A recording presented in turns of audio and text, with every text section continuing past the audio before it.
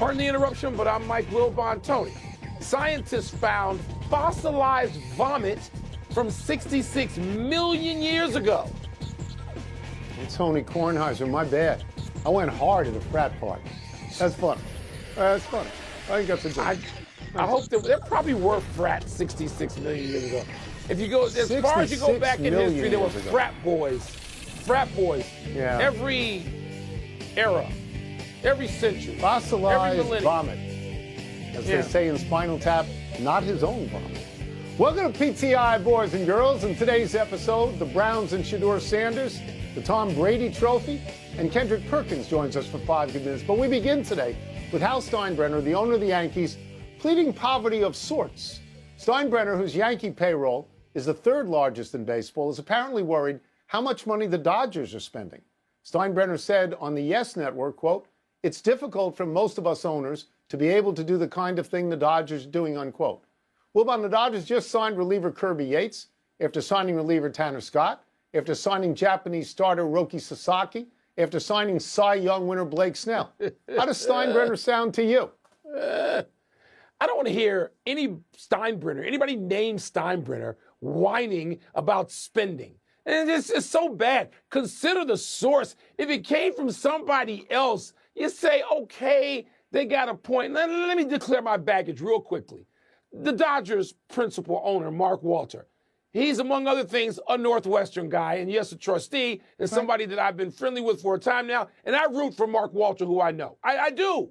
Tony, when the Dodgers were up for sale, there were people in Major League Baseball who thought the bid was going to be like 1.6 billion, the winning bid. It wound up being 2.1 billion. So, okay, Mark Walter and whatever other people are in the ownership group, they will spend, they have spent, they do that, and they try to win every week, every month, every year. They want to win. And if the Yankees are whining about that, that will really put me in the Dodgers' corner even more squarely than I am.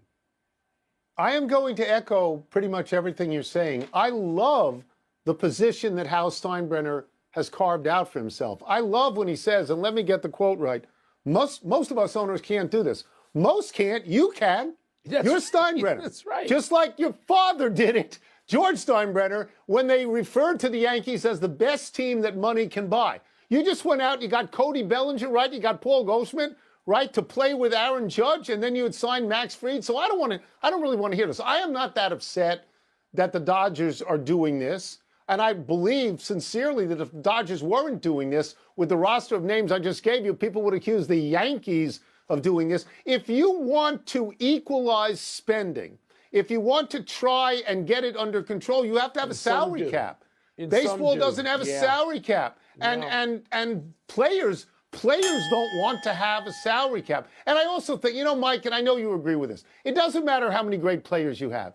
You got to go through 162 and then as many as 4 rounds in the playoffs, and it can turn on one start, on one pitch. Yes, it can. So until the Dodgers win more than one, I don't want to hear this. The Yankees. Steinbrenner, please. Let's move to the potential pairing of the Browns and Shedeur Sanders. The Browns own the second pick in the upcoming draft and need a quarterback. Deion has told FS1 and the podcast $1 Million Worth of Game that he will privately make sure his son doesn't go to the wrong team. Now, Browns GM Andrew Berry said yesterday, quote, "I don't anticipate that being a problem," and he complimented Deion as a Hall of Fame dad. Told the Browns, one of those teams you think Shedeur should avoid. So I have no idea who Deion wants to see his son go to. Tennessee has the first pick. Cleveland has the second pick. The Giants go third. Deion, as we both know, is a star guy. Maybe he'd like to see him with the Giants because if you follow Joe Namath's career in New York, not with the Giants, you understand that if you do well in New York, the entire world is open to you. Make it there, make it anywhere is what the song says. I would avoid Cleveland like the plague. I would avoid Cleveland and Carolina because their owners have proven that they are awful. The Browns ownership signed Deshaun Watson to a ridiculous contract, not just because of the behavioral lawsuits, but because when he's on the field, he isn't any good. He had the lowest QBR of any quarterback this past year. Now he's hurt. It's a second Achilles. You don't know if he's ever going to play again. When he went out the first time, the Browns put in Joe Flacco, and he got them to the playoffs. Then the Browns said, we don't want Joe Flacco anymore. We don't want him. So they bring in Jameis Winston, I believe, who they had to bench after a couple of games. This proves to me, Mike, that the Browns know nothing about the quarterback position. And if I know that, I think Deion knows it too. Well, Tony, not exactly a shock, by the way, that you would say, oh, go to New York and skip, Cleveland. And a great shock there. You know what, Tony? I don't know. There are other things Cleveland has done. They've made the playoffs a couple of times in the last 5 years under Stefanski. So they have not been, hopeless. They haven't been hopeless. And so I'm criticizing the ownership, Mike. I'm going after ownership, not coaching. Ownership. Okay, but if I'm Deion and I've got the relationships I've got through football on every staff in the country, college and pro, Deion's going to do some due diligence here. And I don't know I don't know which team he's specifically referring to. Cleveland has not had a great record when it comes to quarterbacks. How far we got to go back? Bernie Kosar? I mean, it's been a long time. They're nearly as bad. No, they're actually worse than the Bears. They're in the same boat. And that can concern any father. I get it. But I don't want to just say, oh, Cleveland is a place where you shouldn't go. People might have said that about the Cavaliers. LeBron made that work okay, didn't he? So I think there's a lot more and a lot of subtlety that has to be explored before we figure out whether the Browns are not worthy of Shedeur. Yeah.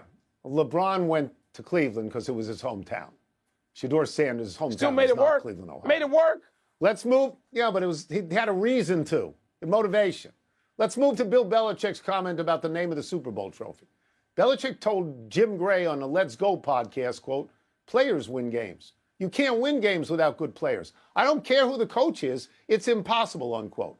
Gray then responded, they didn't name it the Star Trophy. It's named the Lombardi Trophy, unquote, to which Belichick said, quote, well, maybe they should name it the Brady Trophy. He won 7 of them, unquote. Wilbon, do you agree with Belichick? I don't loudly or strongly disagree. I see his point.